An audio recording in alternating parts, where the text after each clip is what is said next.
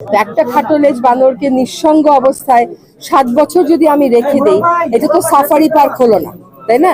এখন সেটার কেমন করে আমি ব্যবস্থা করব? দেশে আর কোনো খাটোলেজ বানর নেই, তাহলে অন্য কোন দেশে আছে, তার সাথে আমি কি ধরনের সহায়তায় যেতে পারবো, সেটা আমাকে কিন্তু চিন্তা করতে হবে।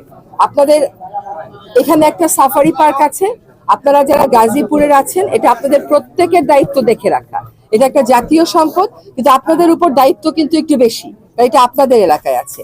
যদি কখনো এখানে কোনো অনিয়ম দেখেন বা মনে করেন কোনো একটা বিষয় আমার দৃষ্টি আকর্ষণ করা প্রয়োজন, অবশ্যই আমাকে মেসেজ করে আমার দৃষ্টি আকর্ষণ করবেন এবং আমি ব্যবস্থা গ্রহণ করব। নিরাপত্তার বিষয়ে আমি গুরুত্ব দিব, কিন্তু আমি আপনাকে আবারও বলি, আমার প্রশ্নটা খুব সহজ, বা আমার উপলব্ধিটা হচ্ছে এখানে সহজলভ্য প্রাণীগুলো চলে যায় না, দুর্লভ প্রাণীগুলো চলে যায়।